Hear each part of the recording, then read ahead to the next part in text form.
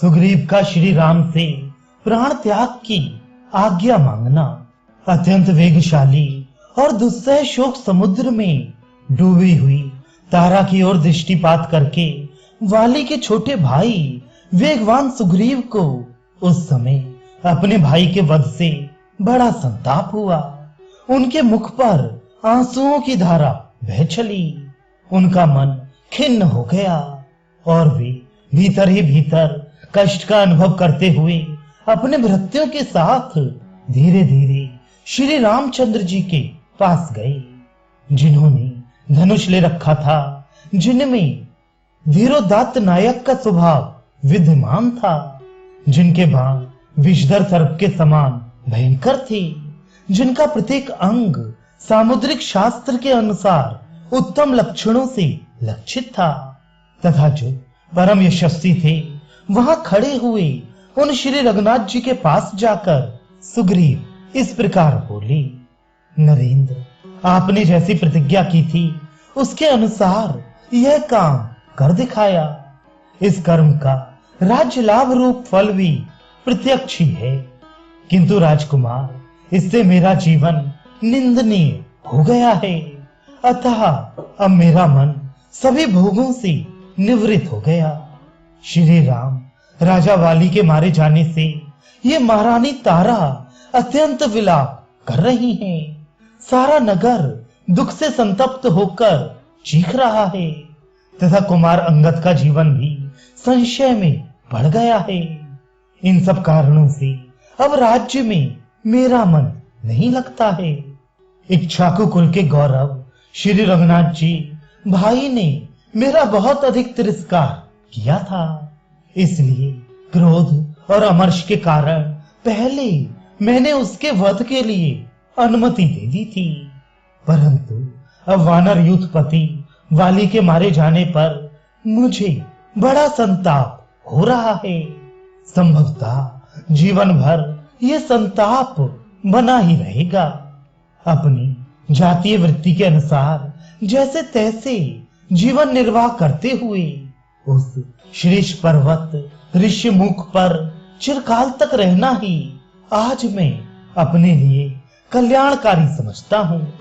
किंतु अपने इस भाई का वध कराकर अब मुझे स्वर्ग का भी राज्य मिल जाए तो मैं उसे अपने लिए श्रेयस्कर नहीं मानता हूँ।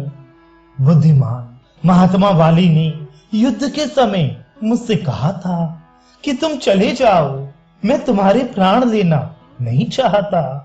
श्री राम, उनकी यह बात उन्हीं के योग्य थी और मैंने जो आपसे कहकर उनका वध कराया, मेरा भय क्रूरतापूर्ण वचन और कर्म मेरे ही अनुरूप हैं।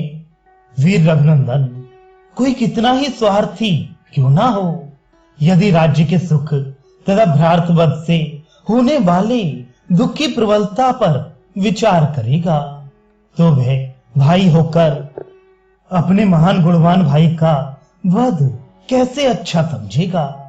वाली के मन में मेरे वध का विचार नहीं था, क्योंकि इससे उन्हें अपने मान प्रतिष्ठा में बट्टा लगने का डर था। मेरी ही बुद्धि में दुष्टता भरी थी, जिसके कारण मैंने अपने भाई के प्रति ऐसा अपराध कर डाला जो उनके लिए घातक सिद्ध हुआ। जब वाली ने मुझे एक वृक्ष की शाखा से घायल कर दिया और मैं 2 घड़ी तक कराहता रहा, तब उन्होंने मुझे सांत्वना देकर कहा, जाओ फिर मेरे साथ युद्ध करने की इच्छा ना करना। उन्होंने भ्रात भाव, आर्य भाव और धर्म की भी रक्षा की है, परंतु मैंने केवल काम, क्रोध और वानरोचित चपलता का ही परिचय दिया है।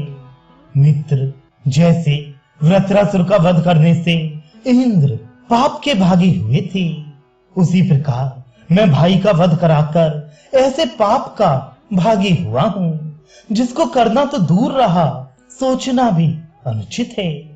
श्रेष्ठ पुरुषों के लिए जो सर्वथा त्याज्य, अवांछनीय तथा देखने के भी अयोग्य है, इंद्र के पाप को तो पृथ्वी, जल, वृक्ष और स्त्रियों ने स्वेच्छा से ग्रहण कर लिया था, परंतु मुझ जैसे वानर के इस पाप को कौन लेना चाहेगा अथवा कौन ले सकेगा। रघुनाथ जी, अपने कुल का नाश करने वाला ऐसा पापपूर्ण कर्म करके मैं प्रजा के सम्मान का पात्र नहीं रहा। राज्य पाना तो दूर की बात है, मुझ में युवराज होने की भी योग्यता नहीं है। मैंने वह लोक निंदित पाप कर्म किया है जो नीच पुरुषों के योग्य तथा संपूर्ण जगत को हानि पहुंचाने वाला है। जैसे वर्षा के जल का वेग नीचे भूमि की ओर जाता है, उसी प्रकार ये भ्रातवत जनित महान शोक सब ओर से मुझ पर ही आक्रमण कर रहा है। भाई का वध ही जिसके शरीर का पिछला भाग और पुच्छ है तथा उससे होने वाला संताप ही जिसकी सूंड, नेत्र, मस्तक और दांत है, वह पाप रूपी महान मदमत्त गजराज नदी तट की भांति मुझ पर ही आघात कर रहा है। नरेश्वर, रघुनंदन, मैंने जो दुस्सह पाप किया है, ये मेरे हृदय स्थित सदाचार को भी नष्ट कर रहा है। ठीक उसी तरह जैसे आग में तपाया जाने वाला मलिन स्वर्ण अपने भीतर के मल को नष्ट कर देता है। रघुनाथ जी, मेरे ही कारण वाली का वध हुआ, जिससे इस अंगद का भी शोक संताप बढ़ गया और इसलिए इन महाबली वानर युद्धपतियों का समुदाय अधमराता जान पड़ता है।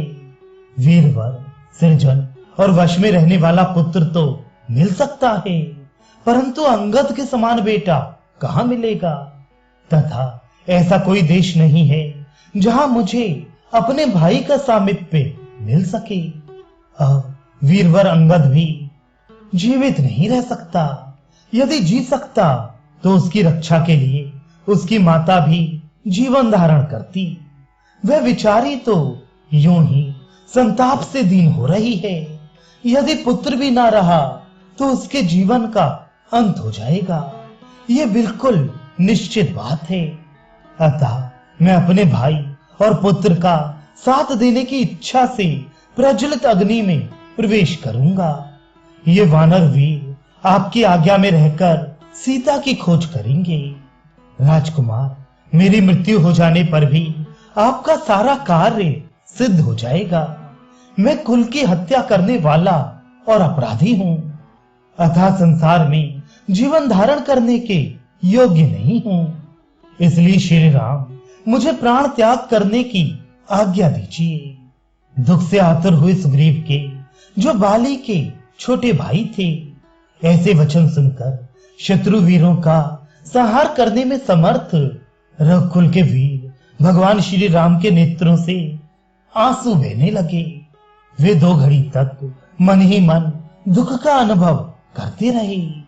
श्री रघुनाथ जी पृथ्वी के समान क्षमाशील और संपूर्ण जगत की रक्षा करने वाले हैं।